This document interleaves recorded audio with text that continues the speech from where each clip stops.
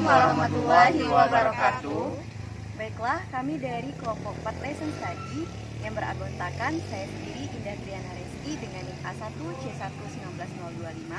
Saya Eni Eprianti dengan NIM A1C11963. Dan saya Sri Mariati dengan NIM A1C11999. Saya Muhammad Hairi Ramadan dengan NIM A1C11921.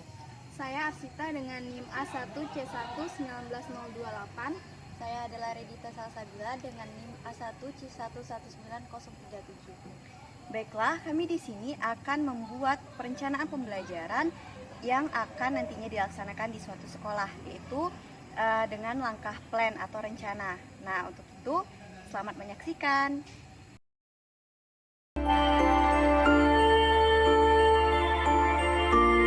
Baiklah, Assalamualaikum warahmatullahi wabarakatuh. Selamat siang teman-teman semua. Waalaikumsalam warahmatullahi wabarakatuh.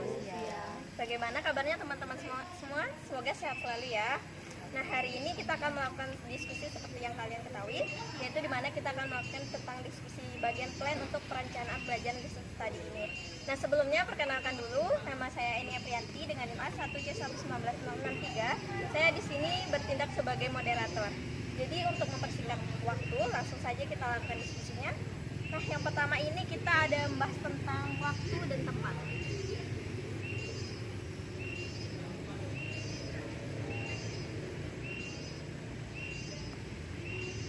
Kepada teman-teman, jika ada opsi, disilakan untuk memberikan pendapatnya di mana waktu dan tempat yang tepat untuk kita melaksanakan pembelajaran tersebut. Baik, izin moderator. Baik, silakan kepada saudari Indah. Saya ingin menyampaikan terkait waktu. Nah, waktu ini mungkin bisa dilaksanakan pada Sabtu pagi. Mungkin waktunya jam 9. Nah, itu kan di Sabtu itu biasanya sekolah itu biasanya rada luang untuk melakukan pembelajaran gitu. Kayak mungkin Sabtu itu mungkin di satu sekolah ada yang menyelenggarakan ekstrakurikuler. Nah, sehingga kita bisa di sana menyempatkan di situ untuk melakukan pembelajaran, proses pembelajaran. Oh, hari Sabtu lagi ya. Ya. Jadi, baik, terima kasih kepada saudari Indah untuk pendapatnya. Jadi, teman-teman, kita punya satu opsi yaitu di Sabtu pagi. Tempatnya boleh sekalian Indah kalau ada pendapat. Mungkin kalau saran saya di SMA 5 Kota Jambi, karena mungkin tidak terlalu dekat juga tapi tidak terlalu jauh, mungkin tengah-tengah strategis gitu, untuk kita bisa ke sana. Jadi lebih strategis gitu ya. SMA 5 Kota ya.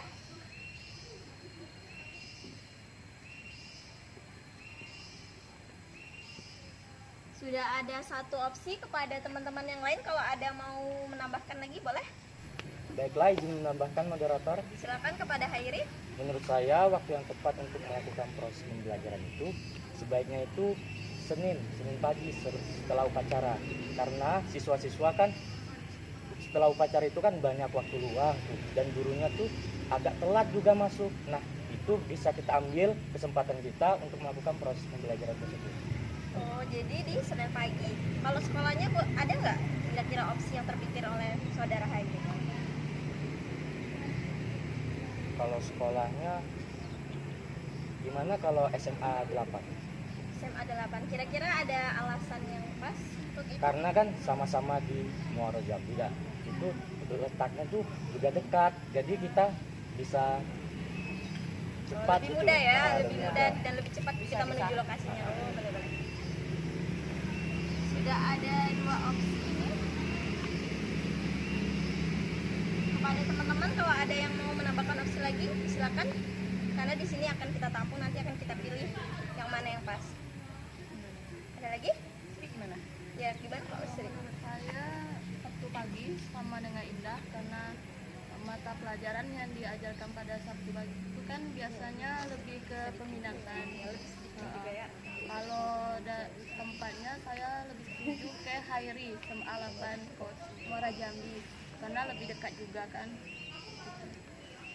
Kalau Arsita, kira-kira ada? Saya setuju sama Indah, Sabtu pagi. Ada? Kalau ada opsi, silakan diberikan. Sabtu pagi. Jadi kita udah ada dua opsi ya. Sabtu pagi, Senin pagi, SMA 5 Koja dan SMA 8 Koja. Muja, mohon maaf Muja.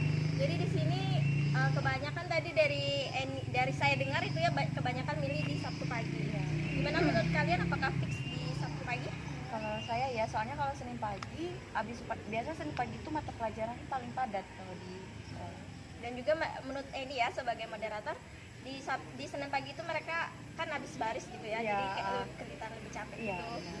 Jadi fix ya di Sabtu pagi ya. Ya, Sabtu pagi. Setuju. Oke, kalau sekolahnya SMA 5 Koja atau SMA 8 Muja kira-kira? Mungkin SMA 8 Muja ini di mana ya? Di deket PAL 10 sekitaran. SMA 5 Koja tuh. Berarti agak lebih jauh dari Mendalu sini kan? Iya. Jadi kayaknya kita lebih fixin ke itu ya, SMA 5 Koja ya. Jambi. Setuju kan teman-teman? Setuju. Oke, jadi waktu dan tempat udah kita dapat, yaitu di Sabtu pagi dan SMA 5 Kota Jambi. Nah, langsung aja ya ke pembahasan kedua, Ya. mempersingkat satu waktu. Di sini kita akan bahas tentang materi yang akan kita ajarkan. Kepada teman-teman, ada nggak opsi yang terpikirkan oleh kalian, materi apa yang kira-kira bakal kita ajarin? Buat teman-teman, mungkin Sri, ada? Kalau menurut saya materi asam basa. Kenapa tuh kira-kira alasannya? Karena materi ini contohannya juga dekat dengan kehidupan kita sehari-hari, seperti kita ingin menentukan kandungan asam atau basa dalam suatu larutan, misalnya pada jeruk. Nah, itu dapat kita identifikasinya dengan indikator alami, yaitu contohnya dengan bisa dengan kunyit ataupun dengan kembang kertas sepatu. Oh, ya, jadi materi asam basa ya, karena lebih berhubungan dengan kehidupan sehari-hari. Kalau kepada teman-teman yang lain, ada lagi? Satu asam basa. Ibu moderator, Ya, silakan kepada saudari Indah. mungkin saya agak berbeda pendapat dengan Sri, karena menurut saya materi asam basa ini sudah selalu umum digunakan di suatu pembelajaran. Nah, mungkin bisa diambil itu benzena dan turunannya, karena mungkin dilihat dari kecenderungan jarang digunakan, jarang dibahas gitu. Jadi Banyak benzena kesulitan-kesulitan dan yang dihadapi dari materi tersebut, yang nantinya mungkin bisa kita pecahkan di dalam proses pembelajaran yang akan kita lakukan. Oke, yang kedua itu ada benzena dan turunannya. Terima kasih kepada saudari Indah dan Sri. Kepada teman-teman silakan kalau ada lagi. Mungkin ada dari Adel, Hairi atau Arsita. Boleh izin menambahkan sedikit? Boleh, silakan saudara Hairi. Baik, terima kasih. Saya setuju dengan materi asam basa karena gini, kan asam basa itu kan terlalu sering nggak sih digunakan. Dan juga asam basa itu meliputi ada asam basa dan teori yang terdapat pada asam basa. Nah, di dalam asam basa tersebut ada juga kita menentukan perhitungan pH dan perhitungan volume. Nah, di situ materi ini sangat baik gitu untuk siswa-siswa apalagi SMA, karena bisa membangkitkan semangat dia loh. Oh, ini materinya umum. Nah, kalau sudah umum berarti dia akan mudah memahami materi tersebut dibandingkan benzena yang masih banyak rincian-rincian submateri berikutnya. Mungkin itu saja. Karena secara umum malahannya keterbalikan dari pendapat dari Indah. Kepada teman-teman lain ada lagi? Kita udah dapat 2 opsi. Ibu moderator, Boleh, silakan Adel. menurut saya asam basa, karena asam basa itu nyangkut paut dengan materi selanjutnya seperti sulfur, hidrolisis dan titrasi. Iya. Setuju. Ada lagi? Pada Arsita mungkin boleh mengeluarkan pendapatnya nih. Setuju sama asam basa sih, karena kayak sama kayak berkelanjutan juga untuk materi selanjutnya, dan yang dimana untuk mengetahui untuk belajar di asam basa ini, siswa juga harus perlu memahami terlebih dahulu tentang materi sebelumnya seperti keseimbangan kimia, stoikiometri atau reaksi kimia. Oke, terima kasih ya kepada teman-teman yang udah memberikan pendapatnya. Jadi di sini juga saya akan memberikan pendapat. Saya juga setuju untuk materi asam basa, karena kan di situ ada konsep perhitungan pH, ada juga perhitungan maksudnya contoh-contoh asam basa dari kehidupan sehari-hari lebih menyangkut gitu. Jadi fix kita setuju di Asambasa ya, karena udah lebih banyak suaranya. Langsung aja ke yang ketiga, itu kita akan menentukan kesulitan dalam materi Asambasa ini.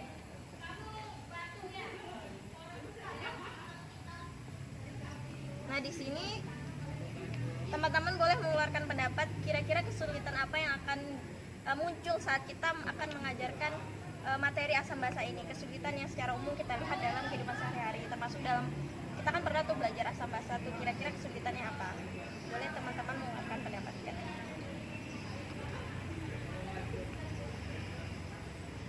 Izin menambahkan moderator, Boleh saudara Haji. mungkin dalam kesulitan dalam materi Asambasa ini yaitu kita harus mengetahui atau memahami konsep-konsep dari teori Asambasa tersebut. Kan banyak nih konsep-konsepnya. Nah, siswa tersebut akan merasa kesulitan jika tidak mengetahui konsep-konsep tersebut. Selanjutnya juga dalam kita melakukan perhitungan pH-nya dan juga volume larutan, dan banyak siswa-siswa tersebut yang tidak mengetahui rumus-rumusnya sehingga membuat dia mengalami kesulitan pada materi Asambasa tersebut. Mungkin itu saja. Oke, dari pendapat Hairi ini teman-teman, karena kesulitan dari konsep-konsepnya dan juga ada kesulitan dari perhitungan pH dan perhitungan yang lain-lainnya. Ada lagi pendapat dari teman-teman yang lain? Mungkin kita skip aja ya, udah dari satu pendapat dari Hairi. Menurut saya itu sudah sangat cukup mewakili ya dari kita semua, karena kan biasanya kita belajar memang seperti itu ya. Mungkin bisa saya tambahkan. Oh boleh, silakan kepada saudarinya. Mungkin kan dalam tadi ya benar dikatakan Hoiri tadi terkait kesulitan dalam konsep pH-nya atau perhitungannya. Nah mungkin karena dari konsep perhitungan tadi jadi kesulitan dalam angka-angkanya dalam materi tersebut, misalnya dalam pH kan kayak digunakan log-log gitu kan. Jadi mungkin dalam situ siswa belum paham dan sangat sulit untuk memahami materi tersebut, dan juga akan berhubungan dengan materi stoikiometri, karena kan di situ berhubungan dari perhitungan pH tadi, dan juga konsep-konsep tadi mungkin sulit untuk tertukar antara Bronsted-Lowry, entah Arrhenius. Nah, jadi mungkin bisa diperdalam lagi. Ya, hampir sama dengan pendapat Hairi tadi. Saya juga sangat setuju ya, karena di dalamnya juga ada perhitungan stoikiometri seperti molaritas, Ya. dan lain-lain.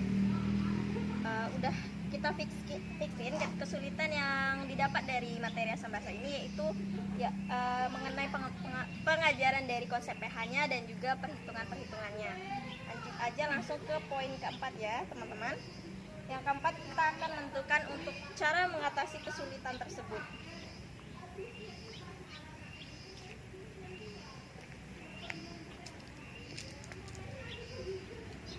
Nah, di sini kita harus mendiskusikan lagi bagaimana cara mengatasi kesulitan dari materi yang akan kita ajarkan tersebut, yaitu Asambasa. Kira-kira dari teman-teman ada nggak pendapat yang bagaimana solusinya gitu?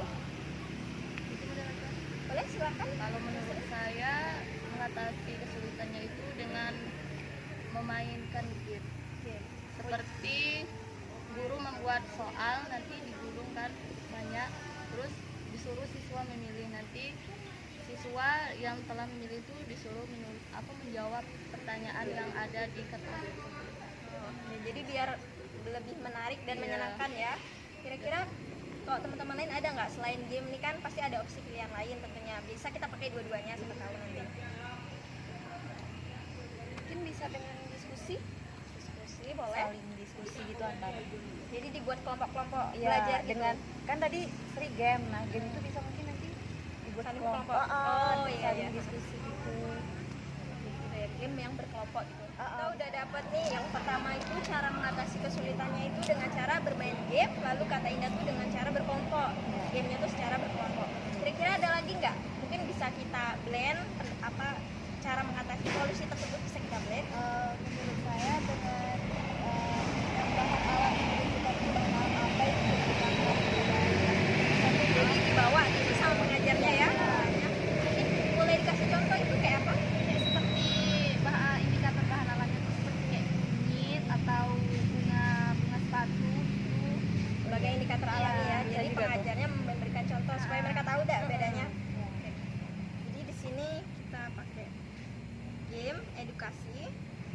soal gitu ya. Iya benar, Soal supaya nggak kesulitan nantinya tuh berkelompok aja hmm, biar lebih berkolaborasi. contoh alat.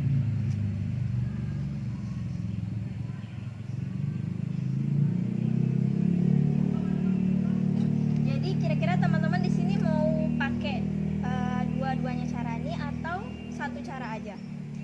Mungkin bisa di blend dua-duanya, jadi gamenya bisa dipakai si indikator alami itu dari bahan alam tadi. Oh iya, boleh juga sih. Saya setuju dengan Indah. Saya juga setuju dengan beberapa pendapat kalian semua. Saya sangat berterima kasih. Di sini kita fixin pakai ini ya. Cara mengatasinya jadi ada dua, dengan game dan juga dengan penambahan contoh alat dari alam. Iya. Nah selanjutnya langsung aja ya teman-teman. Iya. Yang kelima kita akan menentukan indikator dan tujuan.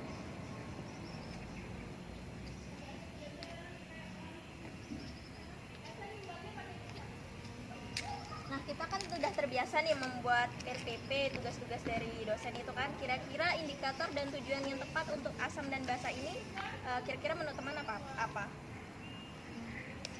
Kan biasa kita ada yang pakai 3.10, 4.10, 3.2, 4.2. Kira-kira menurut teman-teman yang cocok itu apa? Boleh silakan dikasih juga apa isinya gitu. Kan kalau asam basa ini materi kalau saya lihat di salah satu RPP itu di 3.10 indikator 3.10. Nah itu kalau lebih mengarahkan ke HOTS itu mungkin indikatornya bisa menganalisis sifat larutan itu berdasarkan konsep asam basa dan pH larutan.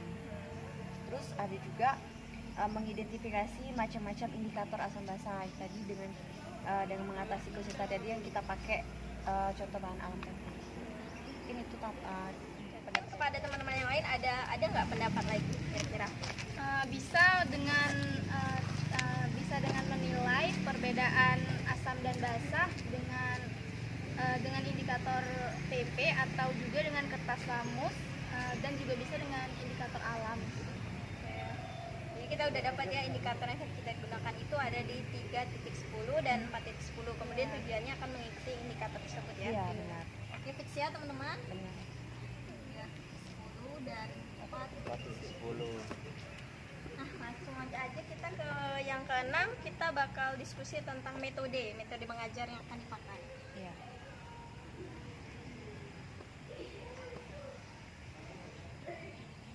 Nah, kira-kira teman-teman ada nggak opsi?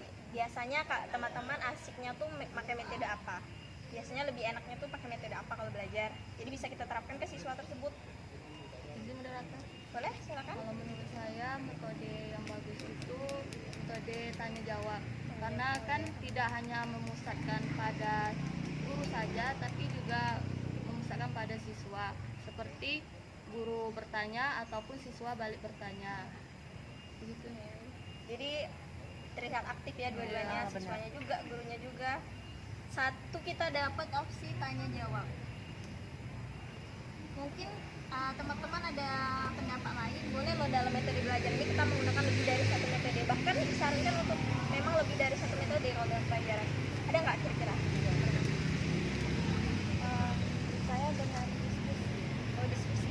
Karena untuk dapat memecahkan permasalahan, menjawab pertanyaan dan memahami pengetahuan peserta didik serta membuat suatu keputusan. Jadi metode diskusi ya, biar mereka lebih bisa berinteraksi, communication dengan teman-temannya. Satu lagi itu diskusi.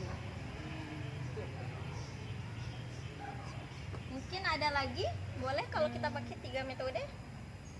Hairi mungkin ada mau mengeluarkan opsi pendapatnya. Kalau menurut saya sih, saya setuju dengan metode tanya jawab. Karena siswa tersebut dapat mengembangkan keberanian dan keterampilan siswa dalam menjawab dan mengemukakan pendapat, dan juga dapat merangsang siswa untuk melatih dan mengembangkan daya pikir termasuk daya ingatan. Jadi kita dapat 2 metode. Ada satu lagi mungkin saya sarankan untuk 3 metode teman-teman. Boleh saya? Selain tanya jawab, diskusi itu kan dilakukan antar siswa ya. Nah jadi mungkin bisa pakai metode ceramah lagi. Karena selain nantinya siswa itu berdiskusi, tentu kan nanti ada penguatan dari guru juga. Apa teori yang benar dari guru itu seperti apa? Nanti guru akan menjelaskan, menyampaikan materi pembelajarannya gitu. Saya Jadi satu lagi ceramah ya. ya. Baik, terima kasih teman-teman atas pendapatnya. Di sini saya juga setuju banget dengan metode yang pertama itu ada metode tanya jawab. Di sini kan murid-muridnya jadi lebih aktif dan mereka lebih berani untuk bertanya, diskusi, jadi bisa mengkomunikasi dengan teman-temannya. Kemudian di ceramah juga memang biasanya kan guru akan menjelaskan biar tidak terjadi semacam miskonsepsi Iya, benar. terhadap materinya. Jadi menurut teman-teman kita akan memakai 3 metode ini atau kalian mau 2 atau 1 aja? 3 aja. 3. Jadi semuanya kita pakai Ya, di blend. 3-3-nya ya. Fix ya. Nah, poin yang ketujuh nih. Ketujuh kita akan mendiskusikan tentang model dan media pembelajarannya. Model dan media. Boleh teman-teman mengeluarkan pendapatnya model apa yang cocok nih kira-kira yang membuat sesuatu tersebut tertarik untuk belajar dan medianya juga sekalian. Oh, kalau menurut saya model PBL. Kenapa dia? Karena pada materi asal bahasa ini kan siswa sering miskonsepsikan terhadap materi ini. Jadi dengan menerapkan model PBL ini sangat cocok karena mengangkat masalah di dunia nyata dan mengaitkannya dengan pelajaran asal bahasa. Karena dilakukan diskusi melibatkan peserta lebih aktif gitu ya. Iya. Jadi satu model PBL. Kalau medianya kira-kira ada nggak? Kalau menurut yang lain, Boleh ya yang lain? Menurut saya dengan media video. Video. Kenapa itu? Kita harus pakai video. Menurut saya karena agar pembelajarannya itu lebih jelas dengan ditunjukkan animasi-animasi. Supaya lebih menarik gitu ya belajarnya. Video ya. Ada lagi kira-kira? Video. Kalau saya pendapat pribadi saya pakai itu ya PPT juga kan pasti bisa namanya guru ngajar kan pakai menampilkan. PPT. PPT. Terus di PPT itu kita bisa masukin gambar. Gambar-gambar ya. Ya, contoh. Ada lagi kira-kira modelnya ini loh yang sangat penting itu di model pembelajarannya supaya nanti gimana sih supaya siswa tuh kayak tertarik gitu dengan pembelajaran yang akan dilakukan. Ada kira-kira? Saya kasih pendapat model discovery learning.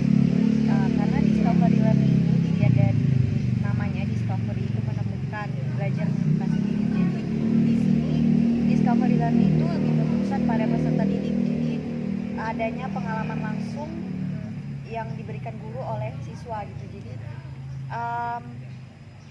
lebih menekankan pada pengalaman langsung oleh siswa dan lebih mengutamakan itu prosesnya daripada hasil belajarnya. Karena kan di sini banyak kesulitan-kesulitan yang dihadapi pada materi asal bahasa.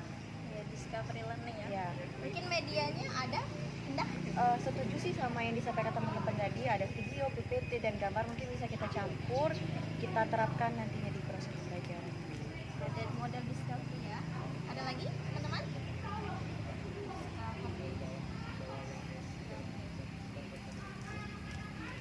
Mungkin bagi saya cukup ya. Ya. Di sini sebelum kita nentuin yang mana akan kita pilih, saya juga akan memberikan pendapat tentang modelnya. Saya setuju dengan model discovery learning.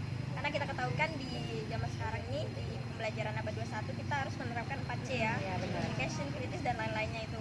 Jadi kalau discovery ini membuat peserta didik itu lebih mandiri dia, Ya. lebih karena disajikan sebuah stimulus atau rangsangan, jadi mereka nanti lebih mencari sendiri secara mandiri. Jadi nanti bisa berpikir kritis. Kalau menggunakan metode PPT atau video bisa kan, Ya. stimulusnya video bisa gitu kan. Menurut teman-teman bagaimana menggunakan media model discovery atau PBL? Ini discovery sih kayak boleh dibilang ini tadi lebih menekankan ke 4C pada pembelajaran bersama. Oke, jadi kita fix pakai discovery ya. Ya. PBL kita eliminasi ya. Kalau medianya apakah ada tambahan atau mau semuanya dipakai? Semuanya kita pakai. Semuanya. Oke, jadi semuanya kita pakai ya. Ah. Video, PPT dan juga gambar. Iya. Nah, poin ke-8. Kita akan menentukan pengajar nih. Nah, ini yang kita tunggu-tunggu nih, Iya. pengajarnya ya. Siapa nih? Siapa nih? Teman-teman yang kira-kira merasa dirinya udah udah bisa gitu mengajar, kira-kira boleh mengajukan diri, atau teman-teman yang lain boleh ngasih opsi? Kayaknya ke Hairi sih. Iya sih, Hairi. lebih kebapaan guru Iya, ya. Hairi ya. biasanya gitu. Siswa juga senang Iya. dengan belajar dengan Satu Hairi. Apa sih? kayak lebih menarik kalau siswinya. Ah ya. Oh iya, karena lebih laki-laki ya, cowok ya. anak SMA biasa. Mungkin moderator juga bisa tuh. Nah, boleh. Amy. Ya nggak apa-apa, Bisa. saya masukin. Ya. Nih. Tapi menurut pendapat saya pribadi, saya lebih setuju ke Indah. Karena Indah, saya lihat dari tadi selama diskusi banyak mengeluarkan pendapatnya. Indah ya. Ya, boleh. Nanti kita pilih. Mungkin Sri ada mau ngasih atau mengajukan diri, siapa tahu? Atau boleh? mau milih antara Hoiri, Amy, Boleh atau Indah? pilih Hairi, Eni, Indah. Hairi mungkin. Iya. Hairi satu suara. Saya lebih ke Hoiri sih. Satu suara lagi, dua ya udah. Hairi sih. Hairi. Eni, Indah ya berarti satu. Saya sih Indah. Indah. Oke, Hairi ya masih. Hoiri masih. Ya udah, yang Oke. jadi pengajar udah kita tentuin Ya, yaitu Hairi. Hoiri. Hairi selamat ya. Jadi Hairi akan menjadi pengajar di bagian dulu. Teman-teman, kita masuk ke poin ke-9 ya. Di Ya. sini juga sangat penting. Nah, di sini kita akan menentukan observer. Jadi, Pengamat. ya benar sekali, pengamat. Nah, observernya ini, mohon maaf tulisannya. Jadi observernya ini siapa sih yang bakal mengamati selama proses pembelajaran berlangsung, dan kita juga sebelum melakukan pelajaran kan kita akan mengamati kelas tersebut juga kan. Kira-kira kita sendiri atau kalian butuh kita butuh bantuan dari guru di sana atau guru kimianya, guru Jepangnya? Pastinya butuh sih. Jadi kita pakai dua ya, dari Iya. kita dan juga Dari Bantuan guru. bantuan guru kimia dari SMA 5 Koja. kira-kira siapa nih yang bakal jadi observernya dengan guru tersebut juga campur nanti.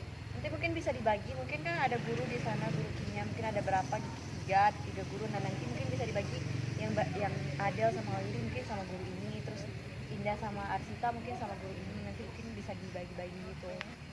Amati. Jadi kita pakai dari kita semua kecuali pengajarnya Iya, pastinya ya. kecuali pengajarnya, kecuali Hoiri berarti. Dan plus gurunya. Nah, jadi fix ya teman-teman di sini ya. Oke, alhamdulillah kita sudah menyelesaikan semua poin-poin diskusi yang akan kita lakukan. Terima kasih kepada teman-teman yang sudah sangat berpartisipasi aktif. Saya sebagai moderator mohon maaf jika ada kesalahan.